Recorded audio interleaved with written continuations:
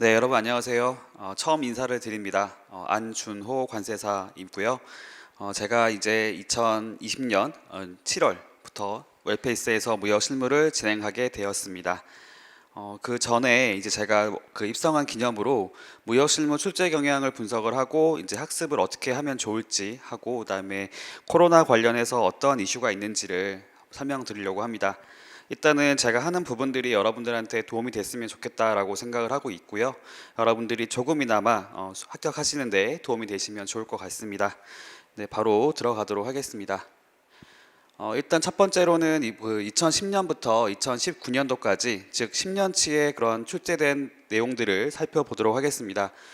첫 번째 보시면은 1편에서는 무역계약, 무역의 개요, 무역거래 과정, 그다음에 2편에서는 무역계약의 성립 과정부터 이제 뭐 인코텀즈에 이르는 그런 협약까지 나와 있고 3편에서는 무역대금의 결제와 관련된 부분, 운송에 대한 부분, 보험에 대한 부분들이 들어가 있습니다. 그다음 4편에서는 무역계약의 종료, 그다음에 분쟁을 해결하는 그런 방법들까지 들어가 있고요. 여기 기출된 내용을 보시면 아시겠지만 제가 이제 그 각 파트별로 이렇게 점수를 기재를 해봤는데요. 여기 보시면 아무래도 최근에 나왔던 문제가 가장 중요하다 볼 수가 있겠죠. 2015년도부터 살펴보게 되면 밑에서 봤을 때 주로 여기 2편에 대한 부분과 3편에 대한 부분에서 출제가 되는 것을 확인할 수 있습니다. 그리고 오른쪽에 보면은 점차 가면 갈수록 3편에서 문제가 많이 나오고 있구나라는 것도 확인 가능합니다. 특히 여기서는 무역 그 보험이죠. 해상보험과 무역보험은 거의 해마다 빠지지 않고 출제가 되고 있고 운송의 경우에도 여기 보시는 것처럼 좀 높은 비율로 출제가 되고 있습니다. 그리고 또 눈여겨볼 게 뭐가 있냐면은 결제 파트도 여기 보시면은 2016년도에 신용장 한 번 제외하고 나머지 경우에는 모두 신용장에서 출제가 되고 있다라는 것도 조금 눈여겨보시면 좋을 것 같습니다. 그리고 4편의 경우에는 여기서 중재에 대해서 출제가 된 적이 있었고요. 이 두 가지 모두가 중재법에서 출제가 됐습니다. 사실 저희가 그 전만 하더라도 중재법에서 문제가 나온다라고 생각을 한 적이 없었는데 최근 들어가지고는 중재법에서 2번이나 출제가 되었습니다. 그러니까 이거를 생각해 봤을 때 앞으로는 이제 중재법에서도 출제가 될 수 있구나라고 생각을 하시면 좋을 것 같고요. 이런 부분들을 바탕으로 해서 좀 더 자세한 내용들을 살펴보도록 하겠습니다. 여기 보시면 전반적으로 이제 무역 실무에서 어느 정도의 출제가 되고 있는지 뭐 여기 보시는 것처럼 무역계약의 성립 파트와 무역계약의 이행 파트 아까 보셨던 2편과 3편이 되겠죠. 2편과 3편에서 거의 뭐 37.5%, 57.5% 출제가 되고 있습니다. 이 두 가지만 합쳐 보아도 이제 85% 정도의 출제가 되고 있기 때문에 다른 부분들보다도 무역계약의 성립, 그다음에 무역계약의 이행 파트를 주로 공부를 해야겠구나라고 보시면 좋을 것 같고요. 넘겨봤을 때는 좀 더 자세하게 말씀을 드리려고 합니다. 여기 보면은 사실 여기 퍼센트 같은 경우에는 크게 중요하진 않은 것 같은데 맨 끝에 보시면은 2015년부터 결제 파트와 보험 파트에서 계속해서 출제가 되고 있다는 것을 확인할 수 있습니다. 그렇기 때문에 내가 만약에 그 무역 실무 준비를 하는 과정에서 결제 파트와 보험 파트가 또는 이제 운송 파트가 조금 부족한 것 같다라고 생각이 드시면 그렇게 되면은 반드시 보완을 하고 가셔야 한다고 보면 될 것 같고요. 그다음에 그 뒤에 보면은 최근에 출제되고 있는 문제 1번의 경우에는 한 가지 주제만 가지고 여러 가지죠. 여기 보시면 결제 파트, 운송 파트, 그다음에 뭐 기타 부분과 같이 종합적으로 출제를 하고 있는 게 있기 때문에 이러한 부분들도 눈여겨볼 필요가 있겠습니다. 뭐 예를 들어 말씀을 드려보도록 할게요. 여기 맨 뒤쪽에 보시면은 제가 기출문제를 이렇게 실어놨는데 최근에 나왔던 문제가 되겠죠. 2018년부터 한번 볼게요. 2018년도 1번 문제를 보시면은 항공운송에 대한 문제가 나와 있습니다. 뭐 일반적으로 생각해 봤을 때 저희가 항공운송이라고 한다면 항공운송 국제 규칙이죠. 규칙에서 문제가 많이 되겠구나라고 생각을 할 수가 있는데 여기 보니까 첫 번째 부분에서는 항공화물 운송장의 개념과 기능, 그렇죠. 이론적인 부분이 들어가 있고요. 두 번째 경우에는 UCP 600에서 이제 신용장 수리 요건이죠. 항공운송 서류의 수리 요건을 설명하는 문제가 들어가 있고, 그다음 세 번째 경우에는 사실 이건 좀 어려웠던 부분이라고 생각이 드는데 뭐 이론적인 부분들도 출제가 되어 있습니다. 물론 이걸 설명을 할 때는 이것만 가지고 얘기하는 것이 아니라 이제 국제 협약이죠. 협약까지 같이 포함해서 출제를 이제 내용을 써야 되는 부분이 있기는 하지만, 여기 보시는 것처럼 항공 운송에 관련해서 여기 에어웨이빌, 그다음에 UCP 600, 그다음에 항공 운송에 관련돼 있는 이론적인 부분들까지 종합해서 물어보고 있다라고 보면 될 것 같고, 바로 뒤에 보시면은 해상 보험에 대한 것들도 똑같습니다. 해상 보험이라고 하는 한 가지 주제를 가지고 첫 번째에서는 피보험 이익의 의의와 요건, 이론적인 부분이죠. 다음 두 번째 경우에는 신협회 적화 약관이죠. ICC 2009에서의 그런 규정들, 조항들을 물어보고 있고, 세 번째 경우에는 UCP 600에서의 보험 서류의 수리 요건을 물어보고 있습니다. 보시면 2018년도 나왔던 유형과 2019년도에 나왔던 유형이 좀 비슷하다라고 느낌이 드시죠? 그러니까 이런 식으로 출제가 되고 있다는 것이 하나의 포인트라고 볼 수 있을 것 같습니다. 네, 그래서 이런 부분들을 제가 앞에서 말씀을 드려봤던 거고요.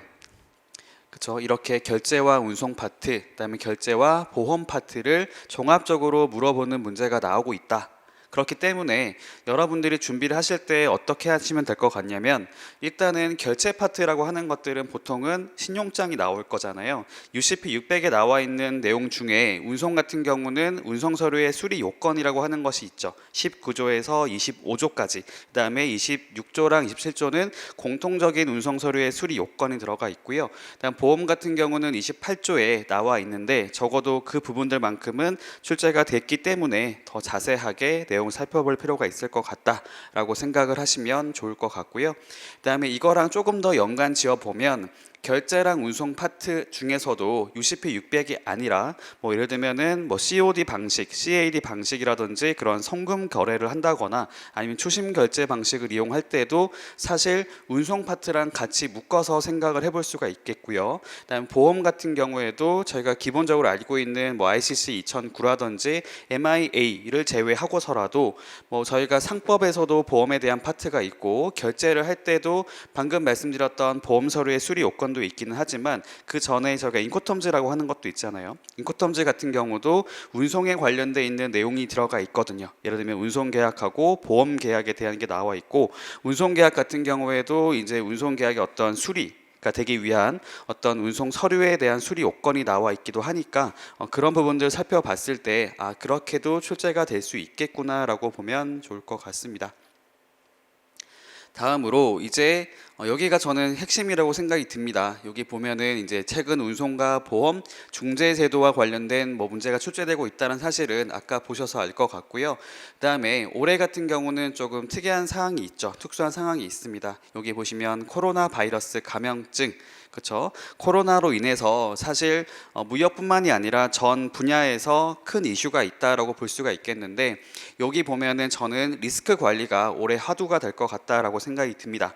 리스크 관리라고 한다면 뭐 사실 여러 가지가 있겠죠.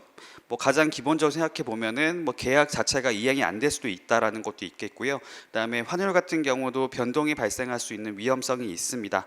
그리고 이제 대금 결제를 하는 과정에서 상대방이 대금 결제를 지연할 수도 있고, 때로는 내가 지연을 할 수도 있겠고요. 그다음에 물건을 판매하는 입장에서는 내가 판매를 하기 위해서는 자재가 필요한데 자재를 구매할 수 있는 자금이 부족하다거나 아니면 자재를 수입을 못하는 거죠. 예를 들면 중국 공장 같은 경우는 공장을 폐쇄하는 과정에서 이제 뭐 일정 기간 동안에 자재를 수급하지 못하게 되면서 이제 생산 자체가 좀 지연될 수 있는 그런 여러 가지 문제가 발생할 수 있습니다. 물론 이거 같은 경우는 제가 별도로 코로나 관련 이슈에서 다루도록 할 건데, 어쨌든 간에 전반적으로 봤을 때는 리스크 관리라고 하는 것들, 이게 가장 큰 좀 핵심이 되지 않을까라고 생각이 듭니다. 그래서 저희 예전에 리스크 관리와 관련해서 출제된 문제가 있어서 그거 잠깐 보면서 말씀을 드려보도록 하겠습니다. 2016년도 기출 문제가 되고요. 첫 번째 문제를 보시면은 여기 나와 있는 것이 신용 위험에 대처를 하는 방식이 나와 있습니다. 신용 위험이라고 하는 것은 그 매수인의 신용 상태가 변동됨에 따라서 대금 결제를 하지 않게 되는, 대금 결제를 받지 못할 수도 있다라는 그런 위험성을 말을 하는데, 여기 보시면 그런 것들을 대비하기 위한 방법으로서 수출 보험에 대한 게 나와 있고요. 두 번째 경우에는 국제 팩터링 제도와 포페이팅 제도를 활용하는 경우가 나와 있습니다. 그러니까 이런 식으로 생각을 해보시면은 리스크 관리와 관련해서는 지금 신용 위험은 이렇게 대처를 하는 방식을 물어보고 있는 게 있고, 그 다음에 2018년도 문제를 보시면은 이번 문제에서 환 리스크 관리를 위한 기법을 물어본 적이 있었습니다. 그러니까 이런 형태로 문제가 출제될 수 있다라고 생각하시면 좋을 것 같아요. 사실 이런 문제는, 그러니까 2018년도에도 환리스크 관리 기법이 나왔던 이유가 뭐냐면, 그때도 환율이 조금 이제 좀 변동성이 높은, 좀 큰 그런 해였기 때문에 출제가 됐다고 보는데, 올해 같은 경우는 사실 더 할 수 있거든요. 이런 위험성들이 곳곳에 이제 위치하고 있기 때문에 올해는 더 이런 부분들을 가지고 출제를 할 수 있지 않을까라고 생각을 하게 됩니다. 그리고 더 중요한 게 있죠. 사실 코로나가 아니었으면 저희는 인코텀즈 2020 이거를 중요하게 봤을 것 같은데, 이거 같은 경우는 사실 올해 1월 1일자부터 발효가 됐죠. 시행되고 있는데, 저희 특징이 있어요. 저희 기출문제를 분석해 보시면 아시겠지만, 보통 그 개정된 내용들이 있으면 그런 것들은 거의 빠짐없이 바로 그 해 또는 그 다음 해, 늦어져도 3년 이내에는 출제가 되고 있는 부분들이 있습니다. 그래서 인코텀즈 2020 같은 경우는 특히나 실무적으로도 많이 활용이 되고 있어요. 무역 거래를 해보신 분들은 다 아시겠지만, 인코텀즈라고 하는 것들은 무역 거래를 하는 사람이라고 한다면, 하는 자라고 한다면 모르는 사람이 거의 없을 정도로 활용을 많이 하고 있습니다. 그러니까 사실 인코텀즈라고 하는 것들은 잘 몰라도 CIF, FOB라고 하는 것들은 보통 다 들어본다라고 이해하시면 좋을 것 같고요. 그래서 앞에 나왔던 문제를 생각해 봤더니 2011년도 때도 인코텀즈 2010이 개정이 되면서 문제가 나온 적이 있었어요. 그때는 사실 굉장히 좀 쉬운, 좀 평이한 문제였습니다. 어떤 게 나왔었냐면 그냥 개정된 내용들 있죠. 개정된 주요 내용들을 물어보는 게 나왔었는데, 사실 올해도 그렇게 나올 가능성이 있기는 합니다. 올해도 개정된 내용들을 물어볼 수는 있기는 한데, 근데 여러분도 아시겠지만 개정된 내용이 그렇게 많지가 않아요. 눈여겨볼 만큼 그렇게 좀 뭐라고 할까요? 중요한 것들이 많지가 않기 때문에 그런 것들을 가지고 50점짜리 문제로 만들기에는 조금 부족함이 있다고 생각이 듭니다. 그러면은 이제 어떻게 문제가 나올 수 있냐면, 개정된 내용들 중에서 특정한 내용들을 10점짜리 문제로 물어보거나, 아니면은 그 개정된 내용들을 바탕으로 해서 아까 저희 봤던 것처럼 종합적으로 문제를 내보는 방법도 가능할 겁니다. 제가 봤을 때 어떤 게 중요하게 보여지냐면, 올해 그 개정된 내용 중에 리시브드 BL 있죠. 수치식 선화증권의 경우에는 FCA 그런 규칙을 이용할 때는 원래는 그게 발행되는 게 맞아요. 왜냐하면 컨테이너 운송을 하게 됐을 경우는 컨테이너 터미널에 갔을 때 그 운송을 하는 자에게 물건을 넘겨주거든요. 그러면 그때부터 수취한 자가 그냥 운송 서류를 발행을 해줘요. 선화증권 발행을 하기 때문에 리시브드 BL 또는 수치식 선화증권이 발행되는 게 맞습니다. 하지만 그렇게 하게 됐을 때 문제가 발생할 수 있죠. 어떤 말을 할 수 있겠냐면은, 저희가 수치식 선화증권의 경우에 이거를 발행을 하고 나면은 대금 결제를 받아야 되잖아요. 대금 결제를 받아야 되는데, 만약에 신용장으로 거래를 했다라고 생각을 해보시면, 신용장 거래에서 이거와 관련된 내용이 어디 나오냐면은 저희 UCP 600에 20조에 나오죠. 20조에 보시면은 선화증권의 수리 요건이라고 하는 게 나오고요. 거기 보시면은 선적, 즉 적재되었다라는 사실이 나타나야 한다라고 나와 있습니다. 즉 수치식 선화증권만 가지고는 대금 결제를 받는 것에 무리가 있다라는 거예요. 그래서 이거를 수치식이 아니라 본선 적재식으로 발행을 하거나, 아니면은 선적식으로 발행을 해서 제시를 해야지만 대금 결제를 받을 수가 있다라고 얘기를 했다는 겁니다. 그러니까 이거와 관련해서 생각해 보면은 인코텀즈 2020에서 개정된 내용 중에 FCA 규칙에서도 수치식 선화증권이 아니라 여기 보는 것처럼 적재식 또는 선적식으로 발행하는 것을 운송인한테 요구할 수 있도록 되어 있고요. 그다음에 은행한테 제시를 할 때도 아까 말씀드린 것처럼 그런 관련 규정이 있기 때문에 매도인의 경우에는 그렇게 발행된 서류를 제시를 할 의무가 있다라고 내용이 바뀌게 된 거죠. 그래서 인코텀즈 2020에서의 개정된 방금 그런 내용들하고 그다음에 UCP 600에서 나와 있는 그런 내용들을 같이 종합해 보면 충분히 작년 그다음에 그 전년도 2017, 그러니까 2018년, 2019년도 나왔던 그런 유형으로 출제가 가능하다고 보시면 된다는 겁니다. 네, 그런 식으로 나오지 않을까라고 생각을 하고 있어요. 그렇게 되면은 이렇게 보면 되겠죠. 인코텀즈 2020은 그 자체로 개정된 내용만 가지고 50점짜리 문제가 나오면 굉장히 평이한 문제가 될 것 같고, 만약에 그렇지 않고 다른 부분이라고 한다면 방금 말씀드렸던 결제와 관련된 내용들을 종합해서 문제를 내면은 조금은 더 어려운 내용이긴 하지만 그렇다고 하더라도 충분히 예상 가능한 문제라고 보면 좋을 것 같습니다.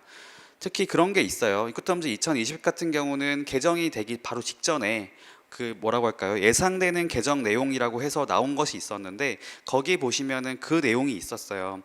컨테이너 운송을 하려고 했을 때 해상 운송을 할 때요. 해상화물 같은 경우에 컨테이너 운송을 하게 되면 FOB가 적절하지 않죠. FOB 방식을 사용하면서 해상 운송, 컨테이너 운송을 한다고 하면은 그게 서로 일치가 안 되잖아요. 그러니까 그 부분들을 개정을 하겠다라고 하는 부분들이 있었는데 그게 아까 말씀드렸던 그 FCA 규칙에서도 수치식이 아니라 적재식으로 발행되는 것을 요구할 수 있다라는 걸로 개정이 됐거든요. 그러니까 충분히 그거는 중요하다라고 볼 수 있을 것 같습니다. 자, 이거를 정리를 해볼게요. 이렇게 해서 이제 어떻게 공부를 해야 되냐라고 말을 해봤을 때 첫 번째로는 이겁니다. 당사자별로 효용 등을 정리할 필요가 있다. 사실 저희가 다른 과목이랑 다른 게 뭐냐면 무역실무라고 하는 것들은 단순히 그 이론만 가지고 하는 게 아니죠. 이론이라든지 그런 법규를 가지고 실무적으로 활용을 하기 위함입니다.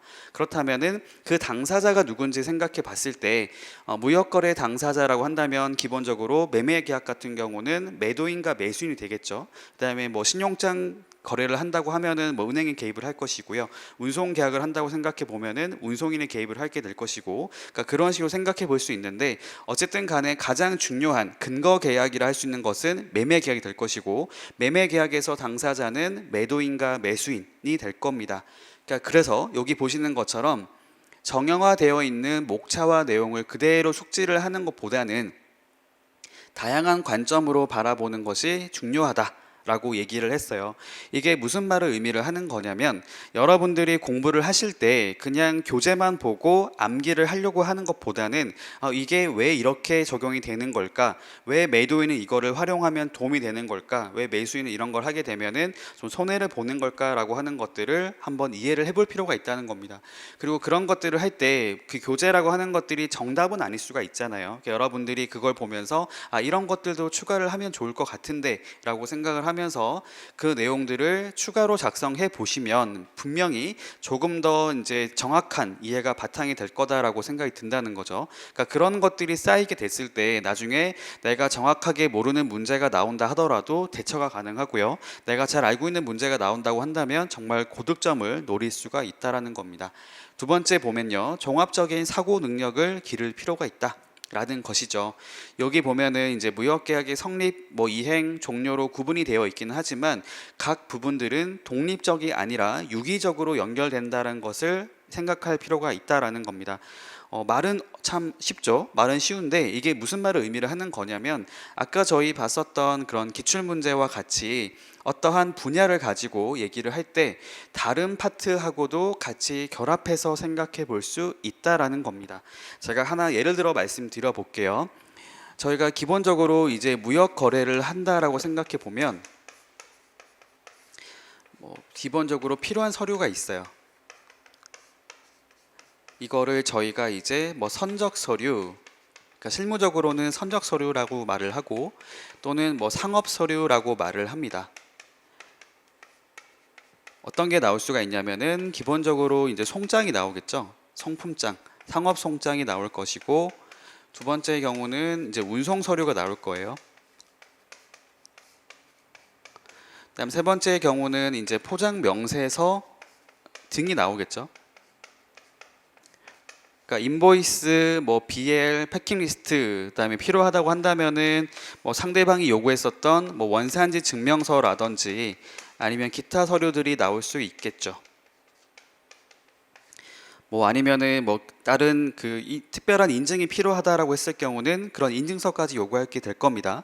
어쨌든 이런 여러 가지 서류가 있는데 일단 기본적으로 이제 원산 증명서를 제외하고 송품장, 운송 서류, 포장 명세서 이 세 가지를 합쳐서 그다음에 이것뿐만이 아니라 또 더해 볼까요? 보험 서류까지 추가를 해서 이 정도를 가지고 저희가 이제 선적 서류 또는 상업 서류라고 말을 쓰거든요. 이걸 봤을 때 이거 보니까 여러분들이 진짜 수출자라고 생각을 해보시고 한번 내용을 볼게요. 여러분들이 무역회사에 이제 입사를 해서 그런 관련 거래를 할 거예요. 수출 업무를 하게 될 건데 업무를 하게 됐을 때 기본적으로 이 각각에 대한 발급이 정확히 됐는지도 중요하겠지만 이거와 관련돼 있는 어떤 기준을 충족해야 된다고 생각해 보면은 그 기준이 어떻게 되어 있는지 그 내용들을 알아야 할 것이고 그다음에 그 기준에 만약에 위배가 됐을 때 내가 어떤 피해를 입을 수가 있는지도 알아야겠죠. 이거와 관련해 가지고 생각을 해보면 성품장 같은 경우에 저희 UCP 600에 나오죠. 18조에 나오고 운송 서류 같은 경우 나오고요. 보험 서류도 나옵니다. 포장 명세서 같은 경우는 나오지는 않지만 저희가 ISBP 745라고 하는 거를 보시면은 원산지 증명서 같은 경우는 관련 규정이 있어요. 어쨌든 참고하시면 되고요. 일단은 송품장, 운송 서류, 보험 서류는 나온다는 얘기를 하는 거고요. 그다음에 UCP 600뿐만이 아니라 운송 같은 경우는 운송 계약이잖아요. 운송 계약이라고 한다면은 운송 규칙이 있을 것이죠. 그렇죠? 뭐 기본적으로 뭐 헤이그 비스비뿐만이 아니라 여러 가지가 나오는데 그런 규칙에 위반이 되는지도 살펴볼 필요가 있을 것 같고요. 보험 같은 경우도 보험 협약이 있잖아요. 그렇죠? 보험 규칙 뭐 보험 규칙이라보다는 그렇죠, 협약 뭐 MIA라든지 ICC라든지 이런 것들이 있기 때문에 이런 것들에 과연 충족이 됐는지도 볼 필요가 있을 것 같아요. 그 다음에 여기뿐만이 아니라 저희가 알고 있는 것 중에서는 인코텀즈도 있죠. 인코텀즈 내용을 봤더니 뭐 송품장 같은 경우는 사실 그렇게 많지는 않아요. 그냥 기본적인 서류라고 얘기를 하고 있을 뿐이고 운송 서류하고 보험 서류 같은 경우는 별도의 규정들이 있잖아요. 그러니까 그런 것들까지 생각해 보니까 지금 이 서류만 가지고도 UCP 600하고 운송 규칙하고 보험 협약하고 인코텀즈까지 종합적으로 물어볼 수가 있다라는 겁니다. 가장 기본적인 서류만 가지고도요. 그러니까 이런 식으로 생각을 해볼 필요가 있다라는 거죠. 그 무역 실무 공부를 하실 때 그냥 뭐 교재에 나와 있는 그 목차를 가지고 이런 내용이 있구나, 암기해야겠구나, 이해해야겠구나라고 생각하고 그치지 마시고요. 그런 내용들을 가지고 이게 뭐 내가 진짜로 무역 거래를 한다고 생각해 봤을 때 다 연결되는 부분들인 거잖아요. 이게 뭐 다 따로따로 본다는 게 아니고 수출을 할 때는 당연히 그런 것까지 다 고려를 한 상태로 거래를 해야 되는 거거든요. 그다음에 수출을 할 때 뭐 필요하다면은 수출 보험도 알아볼 필요가 있을 것 같고요. 그러니까 어쨌든 그런 내용들이 있기 때문에 종합적인 사고를 기를 필요가 있다라는 겁니다. 네, 이런 것들이 실제로 저희 시험에 나오기도 하기 때문에 이런 것들이 미리 준비가 되어야지만 나중에 대처가 가능하다라고 생각이 들어요. 그리고 밑에 보면은 추가로 할 게 뭐냐면 뭐 유사한 것들이 있죠. 특정한 거래 형태나 거래 방법 뭐 이런 것들을 공부할 때는 유사한 거하고 비교를 해서 하게 되면은 조금 더 좀 정확하게 이해가 가능하다라는 말을 하는 거고요. 그다음 세 번째 보시면 이제 이해를 바탕으로 암기를 병행할 것. 사실 요즘에 나오는 출제 유형을 보시면 이 3번이 가장 많은 것 같아요. 단순 서술이죠. 암기한 거 쓸 수 있으면 고득점. 못 쓰면 이제 낮은 점수 이렇게 보면 될 것 같은데 뒤에 여기 보면은 기출문제 보면 다 마찬가지죠. 이거 보시면은 뭐 UCP 600 제2조 그다음에 30조에 나와 있는 그 가부주 용인 조항 뿐만이 아니라 뭐 외국한 거래법, 대외무역법 다 마찬가지입니다. 여기 특히나 심했던 게 뭐냐면 2017년도 내용을 보시면 CISG 내용을 잘 알고 있으면 고득점 나왔겠죠. 이거랑 그다음에 이것도 마찬가지죠. 중재법에 나와 있는 취소 사유, 그다음에 ICC 2009에 나와 있는 내용들, 이것도 UCP 600이잖아요. 신용장 양도의 정의와 양도 요건, 그다음에 이것도 마찬가지고 이것도 마찬가지죠. 그러니까 결과적으로 2017년도에 나왔던 문제를 보시면 어려운 내용이 하나도 없었다는 겁니다. 내가 정말 무식하게 암기만 잘했어도 점수를 정말 잘 받을 수 있었다라고 하는 것이죠. 2018년부터 하는 것도 다 마찬가지입니다. 내용을 보시면 아시겠지만 물론 2018년도 때는 2번 문제와 3번 문제가 조금 생소한 문제가 있었기 때문에 이거를 제외하고서라도 나머지 내용을 보게 되면 내가 그냥 암기를 잘했으면 높은 점수 나왔을 거고요. 2019년도도 마찬가지라는 겁니다. 마찬가지죠. 보시면은 이것도 그렇고 3번도 그렇고, 물론 4번 같은 경우는 암기를 그냥 단순히 하는 거라기보다는 이해를 바탕으로 해야 되긴 하지만 이것도 사실은 교재에 잘 나와 있기 때문에 정리하면 되죠. 5번, 6번도 마찬가지라는 겁니다. 사실상 단순히 서술하는 문제가 굉장히 많이 나온다는 거예요. 혹자는 이런 말도 합니다. 관세사 시험이 전문가 시험이 맞는지 조금 의문이 간다 라고 할 정도로 그냥 암기를 잘하면 높은 점수가 나올 수 있다는 말들이 있거든요. 그러니까 그게 틀린 말은 아닙니다. 사실 무역 실무라고 하는 것들이 보통 생각하는 게 뭐냐면 암기가 크게 중요하지 않다, 이해가 중요하다라고 말을 하는데, 물론 그 말도 맞아요. 이해도 잘 해야 되지만 궁극적으로는 암기가 바탕이 되어야지 높은 점수를 기대할 수 있습니다. 실제로 그렇게 시험이 나오고 있으니까 참고하시면 좋을 것 같고요. 그다음에 4번 같은 경우도 굉장히 중요하죠. 여기 보시면 대외 외환 중요한 것들은 누구나 알고 있습니다. 하지만 생각처럼 잘 안 되죠. 여기 보면은 제가 강조하는 게 있어요. 법이랑 시행령만이라도 잘 봐주세요라고 얘기를 합니다. 실제로 기출문제를 가지고 말씀드려 볼게요. 하나 또 말씀드릴 게 있는 게 뭐냐면, 저희가 기출문제의 문제를 보시면 그 문제 내용을 보시면은 대외무역 범영상 이런 말 나오는 것도 있고, 그다음에 2번 같은 경우도 외국한 거래 법령상 이런 말 나오죠. 그러니까 여러분들이 그런 분들이 있어요. 저도 모의고사를 낼 때 그 설명을 드리는데, 외국한 거래법에서 정하고 있는 뭐를 설명하세요 라고 문제를 낼 때가 있고요. 외국한 거래 법령에서 정하고 있는 뭐를 설명하세요 라고 할 때도 있고, 외국한 거래 규정에 나와 있는 무엇을 설명하세요 라고 할 때가 있거든요. 그러니까 여러분들이 그 내용들을 좀 잘 봐주시면 좋을 것 같습니다. 기본적으로 대외무역법령이라고 한다면 대외무역법 플러스 시행령을 말을 하는 거예요. 물론 이게 기본적인 내용이 그렇게 의미를 하고 있는 거긴 하지만 조금 더 확대 해석을 해서 시행 규칙이라든지 고시까지 얘기를 하는 경우도 있기는 하지만 뒤에서 말씀드릴 거예요. 저희 기출문제를 보시면 아시겠지만 그런 표현들을 혼동해서 쓰는 일이 거의 없습니다. 그래서 여기 2번, 3번 문제 다 마찬가지인 게 외국한 거래법, 그다음에 시행령에서 문제가 나왔고요. 그다음에 2014년도 보시면은 2번에서 대외무역법에 의하면 이런 게 있는데, 맨 마지막에 보시면 대외무역 법령에 의해 설명하라고 하죠. 실제로 이 내용을 보시면 아시겠지만 시행령에서만 문제가 나온 거고요. 그다음에 3번 같은 경우는 조금 어려운 내용이긴 했어요. 여기 보면 외국한 거래 규정이라고 나와 있잖아요. 그러니까 이런 식으로 힌트를 주거든요. 여러분들이 딱 문제를 봤을 때 이게 법의 내용을 물어보는 거구나, 시행령 문제가 되는 거구나, 아니면은 규정을 물어보는 거구나라는 것을 정확하게 파악을 하실 필요가 있어요. 왜냐하면 교재를 볼 때 물론 여러분들이 그런 구분을 하지 않고 정리를 하면은 사실 큰 의미가 없지만, 만약에 내가 법이랑 시행령이랑 규정을 나눠서 정리를 했다고 한다면 그런 것들이 어디까지 그 답을 써야 될지를 정확히 알 수가 있거든요. 그런 것도 굉장히 중요해요.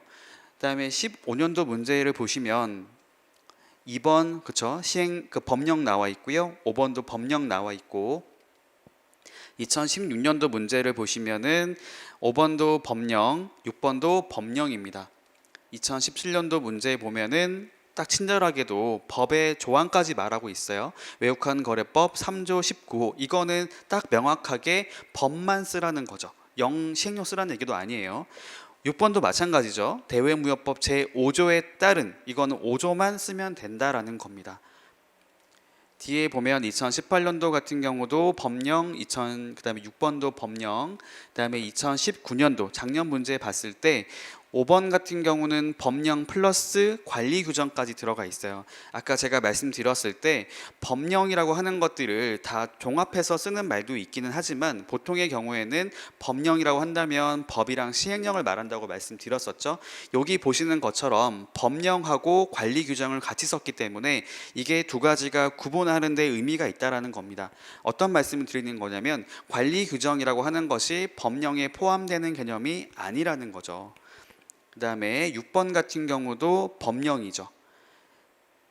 쭉 봐왔는데 보시면 아시겠지만 이게 규정에서 나온 적이 거의 없잖아요. 거의 없고 나온다고 하더라도 아까 보니까 이제 외국한 거래 규정이 있긴 했는데 그런 문제 나오면 사실 잘 쓰기가 어렵습니다. 냉정히 말씀드려보면.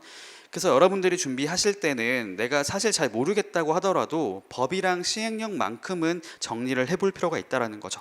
이것만 가지고도 출제가 되고 있기 때문에 내가 정말로 크게 기대 안 하고 준비했는데 나중에 시험장 갔더니 아는 문제가 나왔더라. 그러면은 높은 점수를 기대할 수도 있다는 겁니다. 그러니까 실제로 그런 분들이 있어요. 합격하신 분들한테 제가 물어보면은 나중에 이제 무역실무 어떻게 썼나요? 라고 물어보면 자기는 이렇게 높은 점수 나올지 몰랐다고 얘기하는 분들이 있습니다. 그러니까 저희 회사에 이제 수습들이 들어올 거잖아요. 합격하신 분들 이렇게 얘기해 보면은 다 그렇게 말을 해요. 여러분들도 늦지 않았습니다. 포기하지 않았으면 좋겠고요. 나머지 기출 문제들은 사실 한 번쯤 여러분들이 보실 필요가 있기는 합니다. 왜 이런 말씀 드리는 거냐면 저희가 앞전에 기출 문제라고 하는 것들이 뭐 한 번 나오면 안 나올 것처럼 보여도 반복적으로 나오는 문제들이 가끔씩 있어요. 그러니까 그런 게 있기 때문에 여러분들이 기존에 나왔던 문제도 한 번쯤은 꼭 정리를 해볼 필요가 있습니다. 정말 냉정하게 말씀드려 봤을 때 내가 시중에 나와 있는 모의고사를 정리를 하는 것도 중요하지만 내가 만약에 기출문제가 정리가 안 돼 있다라고 한다면 일단 기출문제를 먼저 정리하는 게 우선입니다. 왜냐하면 저희 시험은 공인된 기관에서 시험을 보잖아요. 그리고 그 공인된 기관에서 기출했던 문제들이 있는 거고, 그러니까 그런 것들을 먼저 정리를 해놔야 나중에 이제 추가적으로 정리를 하는 게 의미가 있는 것이지, 기출 문제 정리가 안 된 상태에서 다른 것들을 한다는 것은 사실 조금 말이 안 되는 것 같아요. 제가 보기에는. 그러니까 그런 것들은 잘 유념하시면 좋을 것 같고요. 제일 억울한 게 뭐냐면 남들은 알고 있는 내용인데 내가 못 쓰는 경우입니다. 그게 기출 문제가 될 수 있다라는 것이죠. 어쨌든 그렇게 말씀드려보고요. 여기까지 해서 저희 이제 기출문제 분석하고 학습 방법은 정리를 하도록 하겠습니다. 이제 한 3개월 정도가 남아 있죠. 여러분들 아직 좀 힘든 시기라고 볼 수 있을 것 같아요. 올해 같은 경우는 코로나 때문에 예상치 못하게 그런 수험 기간이 늘어나게 됐는데 가장 중요한 것들은 아까 리스크 관리라고 했었잖아요. 여러분들도 마찬가지입니다. 여러분들도 마찬가지인 게 나의 주변에서 발생할 수 있는 그런 위험성들을 대비를 하셔야 됩니다. 가장 큰 게 뭐냐면 건강이겠죠. 건강. 여러분들 항상 건강 유념하시면서 내가 건강을 최우선으로 두고 공부를 하시면 좋을 것 같습니다. 이렇게 해서 저희 무역 실무 기출문제 강평을 마치도록 하겠습니다. 감사합니다.